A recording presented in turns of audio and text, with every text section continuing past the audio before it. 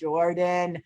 All right, let's go over the Jordyn thing. Never heard of her. I don't know much about the Kardashians. I'm learning through the show because I keep analyzing them. Jada Pinkett has a show, Three Generations. It's her mom, and her daughter, three generations of women. They call it the Red Table, sitting down at the Red Table.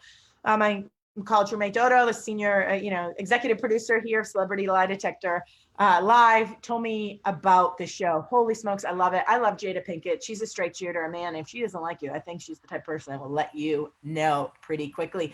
And if she does like you, I think she's the kind of person that just will have your back, unrelentingly have your back. And that's certainly what we see here with Jordyn Woods. Let's watch a splash of the interview, and I'm going to take you in a direction you're probably not expecting. What from the night would suggest that there was a lap dance of some kind? No, this seems completely crazy to me that anybody says there was a lap dance involved. If you didn't know about this, she supposedly hooked up, made out with Khloe Kardashian's baby daddy. Someone would say that there was a chair here, a couch, and another chair. And they're all family. It's all filled. Got it. So he's sitting in this chair, and there's an arm of the chair that goes up about here. Okay. And I'm sitting on the arm of the chair. So you come into the party, and you look, and you see me sitting on the chair. In my head, this is innocent. Like, we're all drinking, we're all chilling. There's no way it would look like a lap dance, but I could see why people would say, oh, they're getting cozy. Mm-hmm. Did you have your arm around him? No. Okay. But my legs were laying right over his. Got it. What? My butt was never sitting on him. Oh, your butt wasn't there, but your legs. But my legs were dangling down, so I picked them up and I put them over. To onto his legs. Onto the bottom of his legs, yes. Onto the bottom of his legs. There's stories that she was sitting on his lap. She was dangling in his crotch area. That is not the truth. But if you're looking for a story, I can understand why that would be the story. Right. So there wasn't any like intimate little chuckle, giggle, you in his ear, him in your ear. I mean, as we all were just dancing and having fun, everyone at the party. So we're in this person's ear, this person, but never anything intimate. All right. So Jada Pinkett, by the way, I love her moxie. Love it. I could be her friend. She's like, are you getting close? Are you whispering? Any whispers? And if you notice, Jordyn Woods doesn't say no. She just distracts from us. And she goes, no, we're all hanging out. She doesn't say no. She says, we're all hanging out. We're all just dancing. She didn't say no. The quickest answer we're looking for is the simplest response, which is no. So there's no, intimate flirting. So I have something in my eye right now that's hurting me. So what happens is she doesn't say no. She gets off this sidetrack. Oh my gosh, what's going on with my eye? So I want to back up here. What? So her legs are draped over her family friend. She lives with Khloe Kardashian's sister. This is Khloe Kardashian's baby daddy that we're talking about here. And her legs, she's sitting on the edge of the chair. You know what I want to do? Get the chair. Get me one of those chairs that every house has one. You can't tell me that the Smiths don't have one. Jada Pinkett, Will Smith, they have one of those chairs. Pull it into the episode and show me Jordyn Woods. Explain to me how your legs are draped over the bottom of his gigantic long legs, and your short legs are draped over the bottom of his legs. Keep in mind, this is what I want you to keep in mind. Jordyn Woods seems like a nice person, seems like she's telling the truth. It's easiest to tell the truth when you stick to certain parts of the story. It's harder to detect deception when you leave pieces out, So what I want to do is I want to remind you that the beginning of this whole show, if you didn't see it, Jada Pinkett has this big intro that they're family friends. So the Kardashians, the Woods family, and Will Smith and Jada Pinkett, they're all family friends. Jordyn Woods here is the daughter of a guy that was behind the scenes on Will Smith's show, back when I was a kid, back in high school days, the Fresh Prince of Bel-Air. He's since passed. So they're family friends. So this is like your mother interviewing you or your aunt. So she's going to give her these like soft curveballs. And that's what we see here. This is not a law enforcement officer, or this isn't an interviewer on a regular television show, you know, calling her out, because I think we skip over very quickly this leg thing. Because questions I want to know are what? Where was Tristan's hands? So your legs are draped over. Show me what it looks like. Where are his hands? How long did you sit there? How did you get up? How did you push yourself up? And, you know, all of that stuff. Where were your hands? I want to back it up to that last question. Hey, was any, you know, whispering and all that stuff in his ear? Were you doing this? And then I want to back it up and say, no, I want you to answer that question. Yes or no. Were you whispering in his ear? Don't just divert with everybody was singing and dancing. That could be accurate information. Sometimes we have to ignore the truth. And all that is what in my world, we call it a smoke screen. She's smoke screening. That's what from the night would suggest that there was a lap dance of some kind. No, this seems completely crazy to me.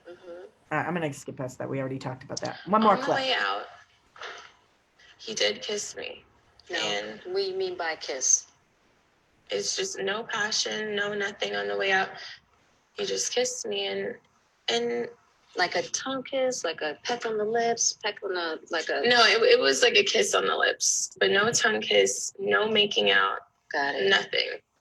And I don't think that he's wrong either, because I allowed myself to be in that position. And when alcohol's involved, people make, you know, dumb moves, or people get caught up in the moment, or who knows. Right. Were you shocked? I didn't know how to feel. I was like, that didn't just happen. Because, you know, I was leaving already, so I walked out immediately after. Keep in mind, people are crucifying Jordyn I'm Woods. crying. She's 21. What stupid things did you do I drinking was like, when you were 21? to I'm not know. giving her an excuse. I'm didn't just saying, happen. she's 21. And so you left immediately. You don't have to Mhm. crucify Did her. you say it? Did you say anything to him like, I was just like, I need to go. I was in shock. I was more so like, did this really, you know, I was like, let me just pretend like that didn't happen. right? Did you have any understanding possibly of why he would do that, or? I'm there until the sun's coming up. Right. So he's like, Right. you know, maybe let me just shoot my shot. So you went home, and what happened next? I went home. I had talked to Kylie and Chloe in the morning, and I told them I was there. And I had talked to Chloe, and she, you know, asked me what was going on. Is everything fine?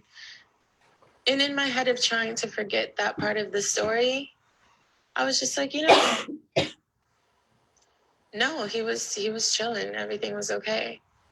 If Khloe Kardashian had been watching me here at Facebook Live, Celebrity Lie Detector Live every Wednesday night, she would have noticed that shoulder shrug that we just saw here. Did you see it? Watch the shrug when she said everything was fine. No, he was chilling. Everything was okay. See that? No, he was chilling. Watch it again. Watch right here, everybody.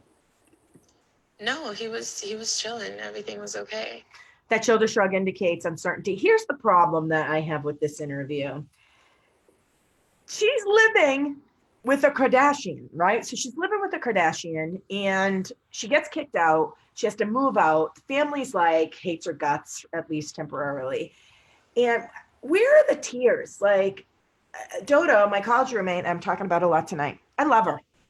And if I did something to betray her trust, I don't drink alcohol, but if I was drinking alcohol and did something stupid, and she is disowning me as a friend, I would come to the table with unbelievable remorse and loss. I would be like begging for forgiveness. It would hurt my soul that something I did that was so stupid damaged a friendship that I've had my entire life. I used to watch this show called House. And sometimes he would say, when trying to figure out the disease, it's like they have this symptom, you know, they're bleeding from their eyes, they have high blood pressure. When I hit their knee, they feel no pain. And he would look at all the symptoms and he'd say, wait a minute, sometimes it's what's missing that is the key to unlocking this mystery. And so for me, she does cry a little bit towards the end and she dabs her eyes. It's not the level that I think I would have expected, but I don't know her. Maybe she's just chill and that's her MO. It just, it doesn't seem like a lot of regret. It seems like a well-written script. She's saying the right thing, like something a therapist or a family friend might tell you, like own your shit, own it. You shouldn't have been there in the first place. But it's not like sinking into her soul yet. I think that with time, because they were family friends, I think Jordyn Woods will show us a completely different interview. And when you watch that interview, it could be a month from now, a year from now, 10 years from now. When you watch this next interview one day that she'll do, you'll feel her pain. She's not getting it yet. It's not sunk into her soul. And she's 21. She's 21. So reminds me of Tiger Woods with his well-written script when he owned up, to having unprotected sex with hookers. And it was like fake, fakety fake, just well-written script. I don't know. I think she seems like a nice person. She's, as far as I'm concerned, she's a kid. She's 21. I did really stupid things drinking when I was 21. I will not unpack those here. All right, where do I want to take you? I want to take you to the interrogation room. And here's what I'm going to teach you how to do is, if this interview was done by a real interviewer or someone in law enforcement, what kind of questions would we want to ask Jordyn Woods? So here, the top 9 questions you may want to ask Jordyn Woods. So get your pen and paper or take some screenshots. I'm going to show you my top 9 questions that you may want to ask Jordyn Woods if you're getting in touch with Jordyn Woods. Would you do me a favor? Oh, okay. You knew I needed water. My friend Bethany's getting me water. She can tell I'm losing my voice. This is the 3rd try of me doing this Facebook Live. Am I still live, by the way? I'm hoping I am. All right, here we go. You said XYZ. Tell me more about that. So you said when he kissed you by the front door, other people were still at the apartment. Tell me more about that. What I want to know is, were those people awake? What were they doing? Were they drugged out of their mind? Were they drunk off their butts and they passed out on the couch? Where were these people? Are they up? I just said that and blew it right into the water, and it went up and one of those things. That's so funny. I actually needed that to keep me up here. Sorry, just splashed me. All right, so tell me more about that. These are great questions to ask people when you're confronting them. What do you mean by XYZ? So ask people, what do you mean by your legs were draped at the bottom of his legs? What do you mean by that? Number 3, how did you get up from sitting? I already told you this one. How did you get up from sitting on the arm of the chair when your legs were over Tristan's? So how did you get up? Did you lean on him? Did you lean on your friend? Did you scoot on over? I want to, just paint me the picture. Just paint me the picture. Coming in on the 4th question I would ask is, where were Tristan's hands? I want to know, where were his hands? So your legs are on top of his legs. Are his hands off to the side like this? Where are his big, gigantic, athletic hands? This guy's a giant athlete, right? So where are his hands, his arms? If his arms aren't on the edge of the chair, where are they? What were the other people doing when he walked you to the door? Repeat what you just said. Repeat what you just said 100%. This is a good one. Have people repeat it. Remember, our brain does not want to tell a lie. So when you ask people, repeat what you just said in a skeptical way, it increases stress and anxiety. Coming in at number 7. Really? Now you're going to ask the question, really, when you're confronting someone. Did you feed the fish? Your kids say, absolutely, Mom. You go, really? What I want you to do then is wait. WAIT. It stands for why am I talking? So really. And you just stay there and wait and wait and wait and wait. And the truthful person expects to be believed, and the liar will try to convince you. Number 8, if I were to interview Tristan Thompson, what would he say? I think there's a typo there. What would he say differently than you? This is a great question. You could ask a lot of these. And what would he say that's similar? What would he say you're not being truthful about? So these are great ones. Number 9, what would you say if I told you? This is a good one. We have a video from that night from a hidden camera in Tristan's apartment. What do you think that video shows us? And how does that video contradict what you just told me here? Boom. That's a mic drop question right here. We're leading them. So it's a lie to catch a liar. Guess what, everybody? I love you so much here. Celebrity Lie Detector Live. We under promise and over deliver. So I have the ultra top secret questions. This is definitely a screenshot. So you're going to have to rewind this later if you don't have your camera out or if you don't know how to screenshot from your computer, because these babies are the ones that law enforcement's not going to be happy that I'm sharing with you. I'm going to share them with you anyway, because I'm all about truth. Bonus number 1, draw a picture of what was going on when Tristan kissed you. The reason why we would ask you in law enforcement to draw a picture is because 80% of truth tellers put other people in the picture. So if we had Jordyn Woods draw this picture, would she just have, herself and Tristan in the picture of the door, or is she going to remember to draw the couch and the chair and the other people that are there and what they're doing there? 80% of truth tellers put other people in the picture. Isn't this awesome? Do you believe I'm giving you guys this for free? It's amazing. I love it. I wish someone taught me this like 25 years ago. All right, bonus number 2. What did you eat for lunch earlier that day? What? What did you eat for lunch earlier that day? What? Yeah, ask a bizarre question. A question that's not that. What's your astrological sign? What's a nickname people called you when you were young? Ask something super bizarre, and here's why. Liars want to appear relaxed, so they don't like not answering a question, even if it's a bizarre question. So ask some weird, bizarre question. A truth teller person's going to say, what does what I had to eat for lunch that day have to do with anything? What does my astrological sign have to do with anything? The truthful person's going to ask you, like, I don't understand that question. Like, where that just came out of left field. But the liar is going to be like, oh, I had a BLT, I had a salad, I had a protein drink. They want to seem cooperative. They want to seem cooperative. So ask a question out of left field. And bonus question number 3, why should we believe you? This is the Smithers question, right? Why should we believe you? Truthful people convey information. Liars try to convince us because they expect to be believed. The truthful person just tells you. Liars want to convince us. So why should I believe you, Jordyn? She might say, because I'm telling you the truth. I don't care what her answer is. Why should I believe you? Because I have 5 witnesses. Why should I believe you? Because Jordyn will tell you the same thing. Why should I believe you? Because that's what happened. It doesn't matter what her answer would be, because here's the secret. The ultimate super secret is whatever they say doesn't matter. I'm always going to ask that question again. Yeah, that doesn't answer my question. I asked, why should I believe you? So if I said, Jordyn Woods, why should I believe you? And she said, because I'm telling you the truth. I would say, well, okay, but that doesn't answer my question. My question is, why should I believe you? Well, because this is what happened. That still doesn't answer my question, Jordyn. You're not answering my question. Why should I believe you? See, the truthful person is going to respond differently than the liar here. It's going to respond differently than the liar here. Isn't this awesome? All right, everybody. Last but not least here, I'm going to give you the SUE technique. SUE technique, people in law enforcement are often trained in the SUE technique, strategic use of evidence. We call it SUE. I'll go into this in more details in another celebrity lie detector, but I want to give you some information. If you're a dork like me and you get excited about learning new stuff and you want to investigate deeper and deeper, I'm going to tell you how you can find out about strategic use of evidence. And here's why it matters.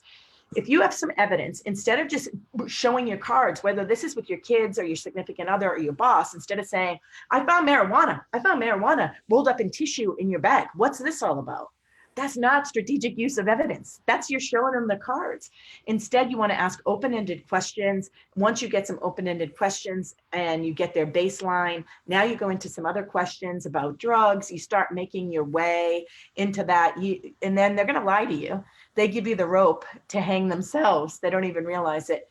At the end, you would show the evidence. Explain this, because now you've proven that they've lied, and they've lied about this. What else have they lied about? People trained in SUE techniques, strategic use of evidence, guess what? 85.4% accurate with detecting deception versus people who do not use the SUE technique, 56% accurate on detecting deception. So if you were going to buy a lottery ticket, would you rather have a 56% chance of winning the lottery or an 85.4% chance of winning the lottery? Both sound pretty good, but for sure, I'd want the 85.4%. Don't you? Isn't that what you would want? So strategic use of evidence. Here's an awesome study. You can download this for free. I downloaded it earlier today. Google this, strategic use of evidence during investigative interviews, the state of science. And you're going to go to this website here, researchgate.net. So I'm taking my little arrow and circling it around right under the 56 and 85.4 number. Do you see this? Researchgate.net. Go there, type this in, strategic use of evidence during investigation interviews, and you're going to get a MacDaddy document. Look at what's in the outline here. All kinds of stuff on detecting deception, accuracy and deception judgments, eliciting, cues to deception, questioning approaches the Sue technique, psychology of self-regulation, liars and truth teller. I mean, this is just, it's a free resource. I think it was 37 pages long. It's really amazing. So if you like research, especially research and something you find fascinating, and if you find the Sue techniques interesting and fascinating, just go here, researchgate.net, and do this. And you can have this at your fingertips by tonight.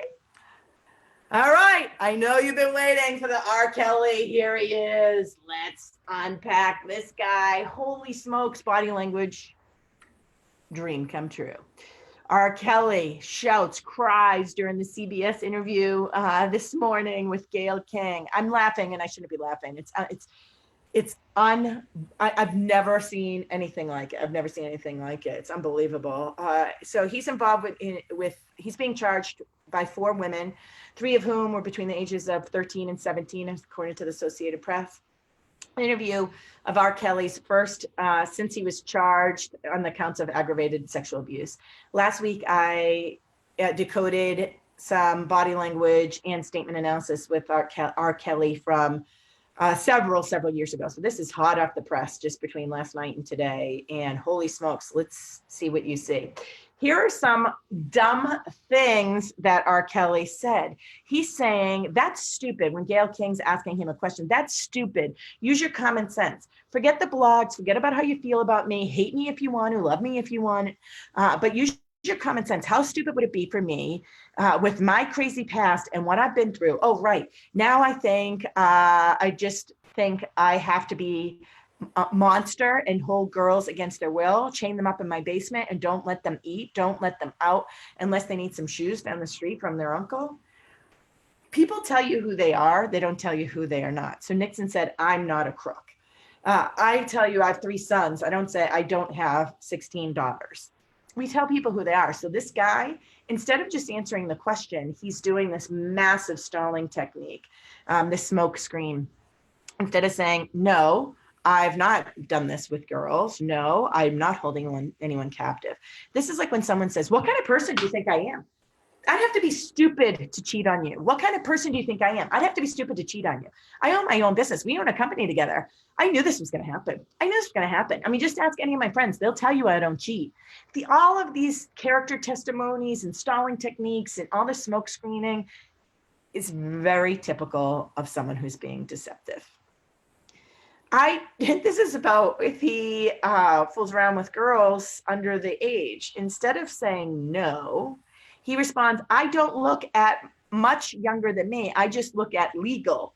I look at you, you're you, I'm me. Now I don't know if you have a relationship. I don't know what you know. I don't know. But this is like, if Dr. Seuss wrote like sexual books about like molestation and rape, like this would be a Dr. Seuss like horrifying, rape book. Like it is the weirdest thing I've ever heard. Now I've heard similar language. We saw this with a guy named Governor Sanford.